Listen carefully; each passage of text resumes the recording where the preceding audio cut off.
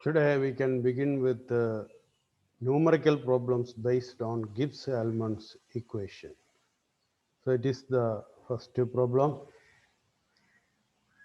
Enthalpy and entropy of a reaction are enthalpy and entropy changes of a reaction are 40.63 kilojoule per mole and 108.8 joule per Kelvin per mole respectively. Predict the feasibility of the reaction at 27 degrees Celsius. So here you have to listen. This value is given in 40.63 kilojoule and this one in joule per Kelvin per mole.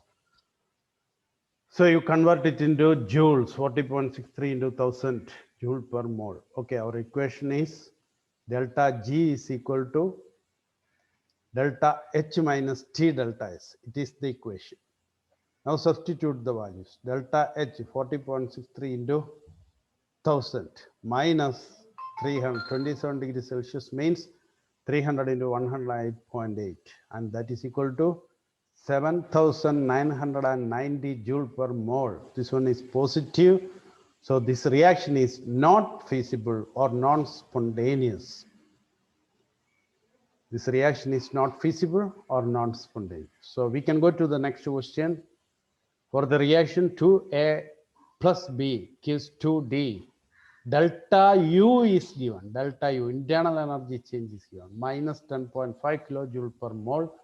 Delta S is equal to minus 44.1 joule per Kelvin. Here it is kilojoule, it is joule per Kelvin. Calculate delta G for the reaction. If you want to calculate delta G, you need delta H. You know the equation to find out delta H from delta U. What is the equation? Delta H is equal to delta U plus delta Ng RT. Delta Ng you can find out here 2 gaseous products, 3 gaseous reactants. So 2 minus 3, minus 1 is delta N.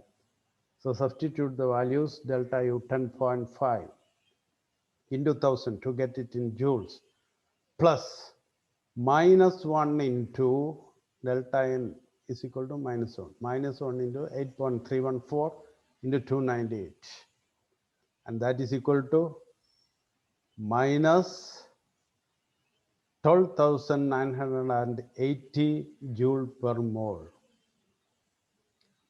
Now, Gibbs-Allman's equation to find out delta G. Delta H is equal to minus 12,980 minus 298 into minus 44.1. And that is equal to minus 12,980 plus 13,140 and that is equal to 160 joules. It is positive. So this reaction is non-spontaneous or not feasible. Okay, we can go to this table. Here delta H, delta S, delta G and its description are given. Overall criterion for a spontaneous process is delta G negative. In terms of delta H and delta S, how will you explain it? That we are discussing here. So first case, here different cases are given. In the first case, delta H is negative and delta S is positive. If delta H is negative and delta S is positive, what is the value of delta G? Delta H negative, this value is negative. Delta S positive, so T delta S will be negative. Negative, negative. So delta G will be negative always. Reaction spontaneous at all temperatures. Now the second case, delta H negative, delta S also negative. Delta H negative, this term is negative. If delta S is negative, minus T delta S will become positive. So this process will be spontaneous only if delta G is negative. That means if delta H is greater than T delta S. If delta H is greater than T delta S, the process will take place spontaneously. That means T delta S should be a smaller value than delta H. So in order to get a smaller value, T should be low. So at low temperature, delta G is negative. So reaction takes place spontaneously at low temperature. And if the T is high, T delta S will be greater than delta H. And at that time, delta G will be positive. Then reaction non-spontaneous. What is the case? Delta H and delta S are negative. Delta H and delta S are negative, then process will be spontaneous at low temperature and process will be non-spontaneous at a high temperature. Now the next case, delta H positive, delta S also positive. If delta H is positive and delta S also positive, T delta S minus T delta S will be negative. In order to get the spontaneous process, delta G should be negative. That means T delta S should be greater than delta H. T delta S should be greater than delta H. When will you get such a greater value for T delta S? When temperature is high. So when these two, delta H and delta S are positive, delta G will be positive at low temperature, reaction non-spontaneous at low temperature, but delta G will be negative at a high temperature, reaction spontaneous at a high temperature. And the last case, delta H positive and delta S negative. Delta H positive and delta S negative. In such a case, delta H positive, delta S negative. These two terms are positive, so delta G will be positive at all temperature, reaction non-spontaneous. Entropy and second law of thermodynamics.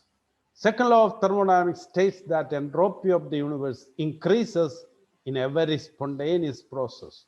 In every spontaneous process, entropy of the universe is increasing. You know, a spontaneous process is, in a spontaneous process, delta S universe is positive. There is an increase in disorder of the universe. So it is only one statement. There are many statements for second law of thermodynamics. And we selected this one because it is in terms of entropy. So what is the statement of second law of thermodynamics? Second law of thermodynamics states that entropy of the universe increases in a very spontaneous process. Okay, just remember any one statement of the second law. Now Gibbs energy change and equilibrium. Gibbs energy change and equilibrium. Delta G0 is related to the equilibrium constant. And here no need to derive the equation, just the equation is given. That is delta G0 is equal to minus 2.303 RT log K. K is equilibrium constant. Equilibrium constant in terms of concentration or equilibrium constant in terms of partial pressure, Kc or Kp. So delta G0R, free energy change of the reaction, is equal to minus 2.303 RT log K. This equation is important. Why? Because using this equation, it is possible to obtain an estimate of delta G0 from the measurement of delta H0 and delta S0. And then calculate K at any temperature for economic yield of the products. In the industry, it is very useful to get economic yield of the product. And the second use, if K is measured directly in the laboratory, value of delta G0 at any other temperature can be calculated. That is the second advantage. Now, Gibbs free energy and potential. In a cell, in an electric cell, for example, galvanic cell, what is the useful work? It is the production of electricity. So useful work in a cell is electrical work. In a cell, W electrical is equal to work done, NFE cell, where N is number of moles of electrons, F is a constant known as Faraday constant, E cell is cell potential. But you know, delta G is equal to minus W useful. That means minus W electrical. So delta G is equal to minus NFE cell, or delta G0 is equal to minus NFE0 cell. So this is another important equation which relates free energy and cell potential. How to remember this equation? You will study it in detail next year. Okay, now a problem. Calculate delta G0 for conversion of oxygen to ozone. Equation is given 3/2O2. The gaseous state gives O3 in the gaseous state at 298 Kelvin. If Kp for this conversion is 2.47 into 10 raised to minus 29. Kp means equilibrium constant in terms of partial pressure. And what is our equation? Delta G0 is equal to minus 2.303 RT log Kp. Substitute the values are 8.314. So minus 2.303 into 8.314 into 298 into log Kp 2.47 into 10 raised to minus 29. That is equal to 1,63,000 joule per mole, or 163 kilojoule per mole. Absolute entropy and third law of thermodynamics, that is the last topic. The entropy of any pure crystalline substance approaches zero as the temperature approaches absolute zero. This is called third law of thermodynamics. That means at absolute zero temperature, entropy of a perfectly crystalline substance will be zero. S is equal to zero at absolute zero temperature in the case of a perfectly crystalline substance. So that is the statement of third law of thermodynamics. The entropy of any pure crystalline substance approaches zero as the temperature approaches absolute zero. Or at absolute zero, entropy of a perfectly crystalline substance is zero.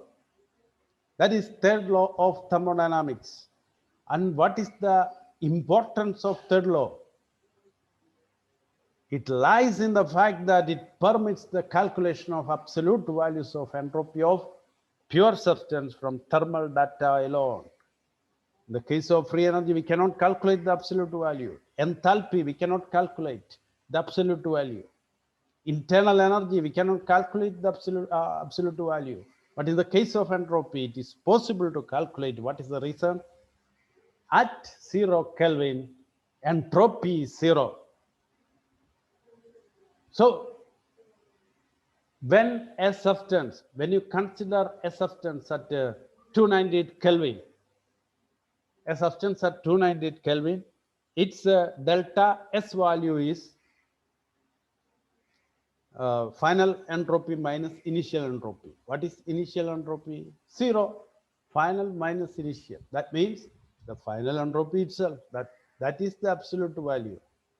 So it is possible to measure the absolute value of entropy. That is the importance of third law of thermodynamics. So I think it is enough for today. You have that chapter is order, and you have to study the chapter well, and you will have an examination based on this chapter.